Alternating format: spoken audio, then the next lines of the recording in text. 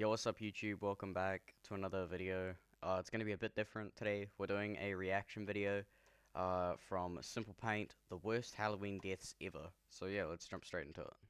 The Candyman. On October 31st, 1974, the streets of Pasadena, Texas were filled with trick-or-treaters. It was a cold, misty evening, and Ronald O'Brien wore a raincoat as he walked with his two children, 8-year-old Timothy and 5. Not Timothy, bro. Not Timothy. Nah. Nah. How did we get unlucky with these names? There's no way we've got Timothy and Elizabeth. 5-year-old Alright. Elizabeth, along with his neighbor Jim Bates. Jim Bates, Timothy, and okay. And Bates's two children. At one house, the children knocked but received no answer. Okay, so we go to the next house. Growing impatient, they ran ahead to the next home while O'Brien lingered behind. Why is O'Brien lingering behind? When he caught up with the group moments later, he produced 5 giant pixie Where has bro found them? sticks, claiming the occupant of the dark house had finally answered and given him the expensive treats. Back home that evening, Timothy asked if he could have a piece of candy before bed. His parents agreed, and he chose the pixie sticks. Almost immediately, Timothy complained that it tasted bitter. O'Brien Okay, so stop eating it. quickly gave his son Kool-Aid to wash away the taste. Yeah, so pretty much the mum either has no idea what's going on or she's not home at the moment. Within minutes, Timothy began experiencing severe stomach Go to bed. pains. Get on the He toilet. ran to the bathroom, vomiting and Good. convulsing violently. Hospital. His father carried him as he went limp, rushing him toward help, but Timothy died in the ambulance. Rip. The pixie sticks contained enough potassium cyanide to kill 3 adults.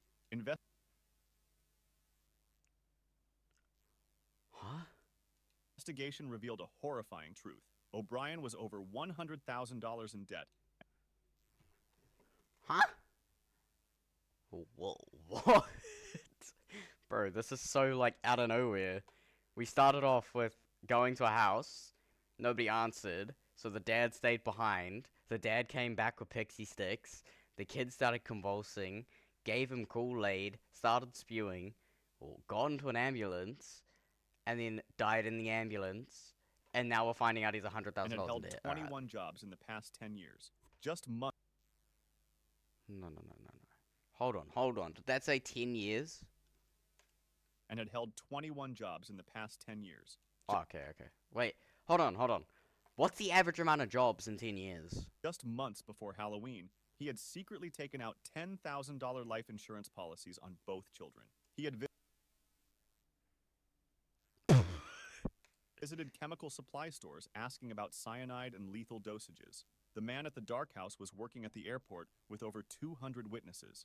O'Brien had hidden the poisoned pixie sticks in his raincoat sleeves. He gave them to his own children and 3 others to make it look random. The jury took 46 minutes to convict him. O'Brien was executed by lethal injection on March 31st, 1984. Timothy's story is a tragic... But no. Like, that's just wrong, bro. Like, they're just kids. That's wrong. That's reminder actually that wrong. sometimes danger appears where you least expect it. I found this out the hard way when I searched my own name and email on the internet. Page after page of data broker sites had my private details, old addresses, phone numbers, even information about my family, all just sitting there for anyone to access. It feels violating. Data brokers collect and sell your information without your consent, making billions. On October 31st, 1957, in Sun Valley, California, Peter Fabiano and his wife fake Betty trick-or-treater, had just alright. settled into bed when the doorbell rang. It was after 11 p.m., far too late for trick-or-treaters. Nevertheless, Peter got up and went downstairs to answer the door. Betty heard him say, "It's a little late for this, isn't it?" A voice responded, "No." Then came a pop. Betty and her teenage daughter Judy rushed to the front door. No. Peter was bleeding heavily No! Not the teenager. No. from a gunshot wound to his chest. Oh, RIP, bro. Nah. He died almost immediately. The killer had worn a grotesque Halloween costume, blue jeans, khaki jacket, red gloves, and a domino mask with painted features. The figure had held up a paper bag concealing a handgun, fired once, then fled to a waiting car. Peter was a successful beauty salon owner and Marine veteran. Hold on, it might explain this, but like, why? Why did they decide to do that though? Like, there better be a good reason. When police asked Betty about enemies, she named Joan Rabble. Joan had worked at Peter's salon and became close with Betty. When their marriage struggled, Betty moved in with Joan. The relationship became romantic, but Betty eventually returned to Peter, agreeing never to see Joan again. Joan was devastated. She met Goldine Peitzer, a recently divorced medical secretary. Over 4 years of coffee mornings, Joan manipulated Goldine, describing Peter as vile, abusive, and evil. None of it was true. On September 21st, 1957, Goldine purchased a .38 caliber revolver. On Halloween, they dressed in disguises and drove to the Fabiano home, waiting until all lights went out. Goldine approached the door and shot Peter while Joan waited as getaway driver. 2 weeks later, detectives traced the gun to Goldine. She confessed immediately. Both women pleaded guilty to second-degree murder and were sentenced to 5 years to life. The Wrong Door Incident. On October 17, 1992, That is not a good enough reason. Like, RIP, bro. And as well, like, there is no reason to do that. Like, don't get me wrong. Like, there's no reason to do it, but, bro, some innocent dad just lost their life in front of their teen as well. That's the worst part. Like, they did that shit in front of a teenager.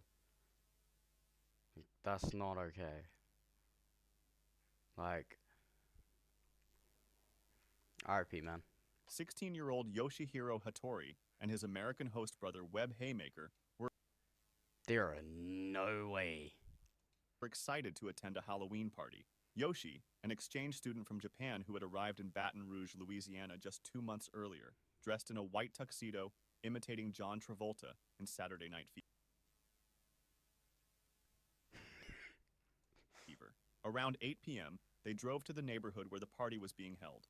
Due to similar addresses and Halloween decorations, they mistakenly approached the wrong house. The boys rang the doorbell, but got no response and started walking back to their car. Inside, Bonnie Pear saw them through a side door. Startled by the costumed figures, she locked the door and told her husband, "Rodney, get your gun." Rodney Pierres grabbed a loaded .44 Magnum revolver. When he opened the carport door, he saw the boys returning to their car. He pointed the gun at Yoshi and yelled, "Freeze!" Yoshi, walking back toward the house thinking he'd found the party, didn't understand the command or notice the weapon. Webb saw it and shouted desperately at No, no, no, no, no. No. Please. Nah. Oh, nah. after his friend. Pierres fired a single shot. The bullet pierced both lobes of Yoshi's left lung. He died in the ambulance minutes RIP, bro. later from blood loss. Initially, police quickly questioned and released Pierres, saying he was within his rights. Only after Louisiana How is that within his rights? That is not within... Okay, bro. I ain't even as gonna... governor and the Japanese consul protested, was Pear charged with manslaughter. His defense claimed Yoshi moved in an extremely unusual manner that any reasonable person would find scary. The jury took just over 3 hours to acquit Pierre. Yoshi's parents sued in civil court and won $650,000 in damages. That's it? Bro. Sam was the winner of our in-store competition, and he designed the most Bruh. epic Galaxy bedroom. The Hayride Incident. On October 11, 2014, 17-year-old Cassidy Charette and several of her classmates arrived at Harvest Hill Farm in Mechanic Falls, Maine for a night of Halloween fun. They were there to experience the Gauntlet, a popular haunted hayride attraction.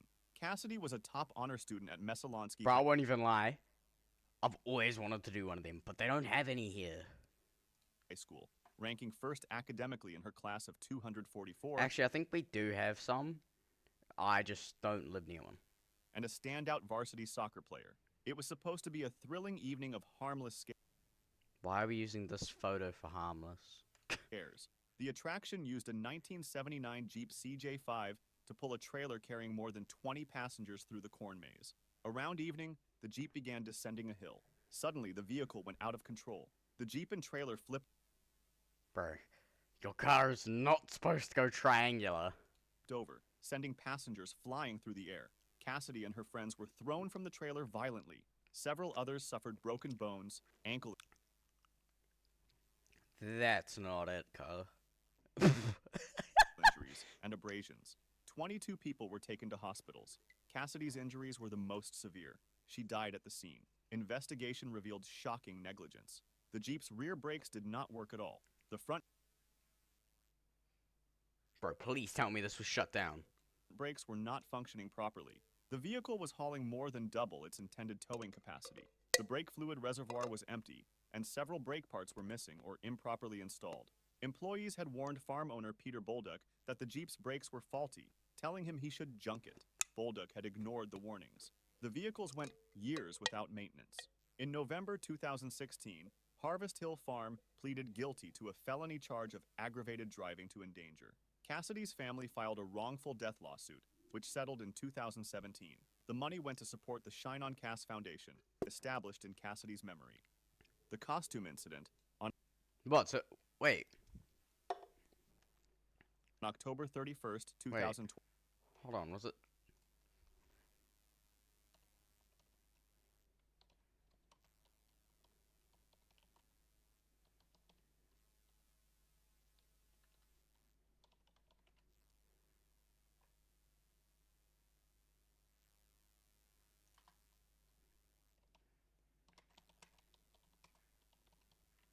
Wait, hold on, was it? What? Guys, it wasn't. It hasn't been closed yet. What?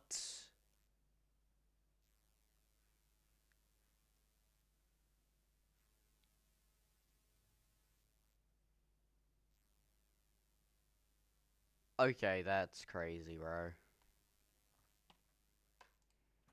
The streets of Quebec City's Old Quebec neighborhood were quieter than usual due to pandemic restrictions. At about 10:30 p.m., residents began reporting a man in medieval costume wandering near the Parliament building. He wore black jogging pants, black leather boots, a short-sleeved kimono, and a black mask.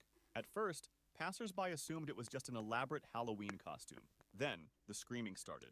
The man wielded a katana-style Japanese sword with a blade over How the f did he even get one? 76 centimeters long. He attacked victims at random. Hold on, there's two things to pick up from that. First one, why is this 72 centimeters long? Why are these two just standing there watching? And why is he just attacking random people? Hold on, that was three things. In at least 4 locations, including near the famous Chateau Frontenac Hotel on du Trésor Street and on des Remparts Street. Witnesses described chaos as people ran in all directions. 56-year-old Francois Duchesne, a museum employee, was killed. 61-year-old Suzanne Clermont, a hairdresser, No. She looks after a dog, man. We can't have was that. also killed. 5 others were wounded, R.I.P., man. some with serious injuries. The victims were chosen completely at random. After a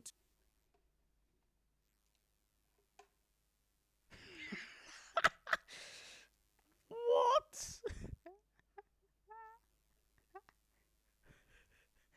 What the f- Bro, why am I so zoomed in? Bro, zoom out. injuries. The victims were What's chosen this, bro? completely at random. After a 2.5-hour manhunt, 24-year-old Carl Girouard was arrested shortly before 1 a.m. When captured, he was lying on the ground, barefoot and hypothermic. He surrendered to police. Investigation revealed that 5 years earlier, in a medical context, Girouard had verbalized an intention to commit a violent act. Girouard told his trial that by age 18, he had hatched a mission involving killing people with a sword and creating So nobody, like, tried helping him with that. chaos. He said there were 2 competing versions of himself in his head, including a bad version who took over on Halloween night. In May 2022, Girouard was convicted of 2 counts of first-degree murder and 5 counts of attempted murder. The egging murder. On October 31st, 1998, 21-year-old Carl Jackson was driving through the Bronx with his girlfriend Darlene and her 9-year-old son Clyde. They were heading to pick up Clyde from a children's party so they could all attend another Halloween celebration together. Jackson had just turned 21 weeks earlier. He was a quiet young man, son of a nurse and a postal worker, who worked as a data entry clerk at Morgan Stanley. As they drove through the neighborhood, suddenly an egg smashed against their car window. then another. A group of teenagers was throwing eggs at passing vehicles. Jackson stopped the car and stepped out to confront them. An argument erupted on the dark street. Voices were raised. Jackson, realizing the situation was escalating, turned and sat back down in the passenger seat. Then 17-year-old Curtis Sterling pulled out a gun. 17? A single shot rang out through the Halloween night, striking Jackson in the head. R.I.P. man. He died instantly. Oh, not with the kid in the back. No. No. A young life was snuffed out over nothing, Jackson's I don't know what snuff means. father told reporters. But that's what Halloween has gotten into. Jackson's That should not be what Halloween's gone into. mother, Gloria, said, "I think it took us 2 years to even talk about it. We were just devastated. We never thought that anyone from our family would be murdered, especially on a holiday for something stupid." Between 1984 and 2010, at least 24 people in New York City were seriously wounded or killed in stabbings, shootings, beatings, or accidents sparked by egg-throwing confrontations around Halloween. Curtis Sterling was convicted and sentenced to 20 years in prison. Every Halloween, Carl Jackson's mother sends Sterling a card telling him she's glad he was in prison, though he was released in December 2015. Napa Halloween That's why you gotta be careful when you're sending out those things, man. incident. On October 31st, 2004, in Napa, California, 3 roommates spent the evening handing out candy to trick-or-treaters at their home on Dorset Street. 26-year-old Leslie Mazzara, a former beauty queen from South Carolina, 26 Beauty queen. Are you sure? year-old Adrian Insogna, a civil engineer, and 27-year-old Lauren Mianza, Why do we have 2 real people in the middle of Lauren? a volleyball coach, laughed and chatted as they gave out treats. By 11 p.m., the trick-or-treaters had stopped coming. All 3 women went to bed. Leslie and Adrian slept in upstairs bedrooms. Lauren's room was downstairs. Around 2 a.m., Lauren woke to the sound of breaking glass. Then she heard blood-curdling Do not leave your room. screams from upstairs. Heavy footsteps pounded through the house. Lauren listened in terror as the footsteps grew louder, coming down the stairs toward her. She ran out the back door and hid in the yard, barely breathing. She heard someone climbing out of the basement window and running off into the darkness. Lauren Thank you for being the smart one. cautiously re-entered the house and made her way upstairs. What she found was a scene of horror. Is she still alive? Leslie lay face down in a pool of blood, roughly 2 inches deep. Adrian was near the back of the bed, barely alive and bleeding heavily. Lauren slipped on the blood as she frantically tried to escape and call for help. Both women had been stabbed multiple times. When police arrived, both were dead. Investigation R.I.P. eventually revealed the killer was 26-year-old Eric Yeah, we all should have known it would have been him. Koppel, who was engaged to Lily Prudhomme, a close friend of Adrian's. Eric had attended the housewarming party when the women moved in. DNA evidence from the scene linked him to the murders. Eric Koppel was convicted and sentenced to Why'd he do it, though? 2 life sentences with no possibility of parole. The Cold Case. On the evening of October 30th, 1975, We're just telling me right now that he had 0 reasoning behind what he did. Mischief Night, 15-year-old Martha Moxley left her home in the Belle Haven section of Greenwich, Connecticut. It was the night before Halloween, when neighborhood youths would traditionally ring bells and pull pranks like toilet papering houses. Martha was a popular student who had moved to Greenwich from California just over a year earlier. She was She might be popular, chat. But popularity isn't everything. excited to spend the evening with friends. Martha joined other teenagers at the Skakel house across the street. According to friends, Martha began flirting with and eventually kissed Thomas Skakel. Oh, she's not gonna be 17. single. Later, Martha was seen falling together behind the fence with Thomas near the pool in the Skakel backyard around 9:30 p.m.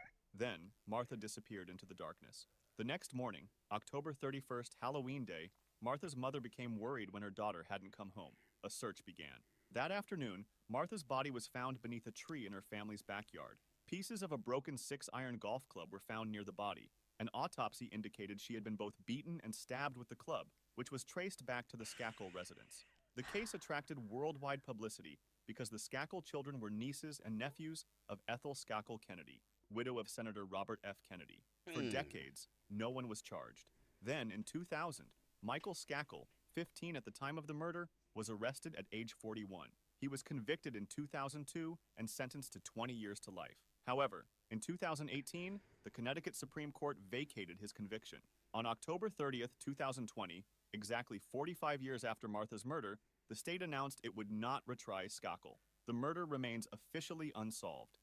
Taylor Van Diest. On October 31st, Wait, so 2011, we just don't think that it was potentially Scott, right? So we just haven't like, no, okay. in Armstrong, British Columbia, 18-year-old Taylor Van Diest left her house dressed as a zombie. She was excited to meet friends for one last Halloween of trick-or-treating before they were too old. Taylor was a 2011 graduate of Pleasant Valley Secondary School, an honor student, standout athlete, and lifelong volunteer who was beloved in her small community. Around 6 p.m., as darkness fell, Taylor began walking along railroad tracks toward her friend's house. It was a short walk she'd made many times before. That's just a bad idea. She texted back and forth with her friend as she walked. The messages were normal, chatting about typical teenage topics. Then, at 6:01 p.m., Taylor sent a text that said she was being creeped or followed. Oh, okay. That was the last communication Taylor ever sent. When Taylor didn't arrive, her friend became worried and called her repeatedly. No answer. A search began immediately with friends, family, and police scouring the area. 2 hours later, they found Taylor badly beaten and clinging to life along a quiet... Bro, as soon as, like, it doesn't matter whether or not you think your friend's joking or not. If your friend says, I think I'm being followed, you instantly call the cops. You don't wait until they don't show up. Because getting followed is a serious thing, because you don't know whether or not they'll make it, and it might be too late. stretch of train tracks. She was rushed to Kelowna General Hospital, but died the next morning from her injuries. R.I.P., man. She had been strangled and bludgeoned with a heavy flashlight. Her head wounds were fatal. DNA found under Taylor's fingernails linked the murder to 28-year-old Matthew Forster from Cherryville. During interrogation, when officers asked, "Do you feel bad for killing Taylor?" Forster said yes. He confessed to hitting Taylor multiple times with a flashlight and leaving her to die. That's not it, man. Forster pleaded guilty to second-degree murder in 2018 and was sentenced to life in prison with no chance of parole for 17 years. Taylor and her family had never met Forster before that night. Christopher Jenkins. On Halloween night, October 31st, 2002, 21-year-old Christopher Jenkins left his apartment in Minneapolis dressed in a Native American costume. He was excited for a night of Halloween bar hopping with his girlfriend and another couple. Jenkins Why does Bert's girlfriend look like that? was a University of Minnesota business senior, captain of the school's lacrosse team. Smart, He looks like that one dude in that movie. popular, and well-liked. It was supposed to be a fun night. The group went to the Bro, Lone why Tree am I Bar and so Grill in soon? downtown Minneapolis. Around midnight, Jenkins was kicked out of the bar for being too intoxicated. He left behind his phone, wallet, and jacket. The bouncer watched him take a left on Hennepin Avenue and disappear into the cold Halloween night. That was the last time anyone saw Christopher Jenkins alive. When Jenkins didn't return home, family and friends immediately became worried. They worked with police to search for him. On 2 separate occasions, bloodhounds tracked his scent from a pizza shop across from the bar to a parking garage. Drops of blood were found in the garage, but his scent ended there. Then the trail went cold. 4 months later, on February 27, 2003, a worker spotted something in the Mississippi River. Jenkins's body was found floating on its back How was Bert's R.I.P., but like, how he found in a river? between the 3rd Avenue Bridge and St. Anthony Falls, still wearing his Halloween costume. His oversized shoes were still on. His shirt was still tucked into his pants. His arms were folded across his chest. He had human hair clenched in his left hand. GHB, a common drug used to incapacitate victims, was found in his system. Police initially ruled it accidental drowning, but later reclassified it as homicide after receiving information from a jailed witness. In 2018, prosecutors said the case was not chargeable. The murder remains unsolved. The zombie bus incident. On October 10, 2014, 18-year-old Jeremy McSpadden arrived at the incredible corn maze in Hauser, Idaho for his first night of work. He was excited and nervous. The attraction featured a Zombie Slayer paintball bus where patrons would ride through the corn maze on a modified school bus. shooting at workers dressed as zombies with paintball guns mounted outside the windows. Jeremy, a tall Nah, man, you know that has to hurt. They better be getting paid good, bruh. and athletic West Valley High School senior, had been hired to play one of the zombies. His cousins and friends had been working there for weeks and told him it was great fun and easy money. Around 10:30 p.m., Jeremy was in position, ready to perform. His job was to emerge from hiding spots in the corn maze and pretend to attack the bus while riders shot paintballs at him. As the bus slowly rolled through the field, Jeremy emerged from his hiding spot and ran toward the rear of the bus to play his role. Then Jeremy stumbled. Multiple witnesses saw him fall forward, landing directly in front of the passenger side rear tires. The bus immediately ran over him. Due to the uneven terrain of the cornfield, the bus rocked and bumped constantly. Nobody on the bus realized what had happened. Many of the patrons believed it was just part of the ride. The bus continued moving away from Jeremy's location. Only when the role players began to reset for the next bus did anyone realize something was wrong. Jeremy McSpadden died at the scene. His aunt said the teens were told they would be paid $50 for each night. It was Jeremy's first night. His cousin had That's it? To be pelleted with paintballs. fallen under the bus a few nights earlier but was unharmed. No charges were filed. The Zombie Slayer bus attraction remained closed. If you'd like to see Good. more stories like this, make sure to subscribe and feel free to drop suggestions for Alright guys, well that's going to be the end of this video, but appreciate everybody who's watching, everybody who wants to subscribe right now. Make sure you do. Make sure to like, subscribe, all of that good stuff. But yeah, that'll be me out. Thank you to Simple Paint. And yeah, those are some of the worst Halloween deaths ever.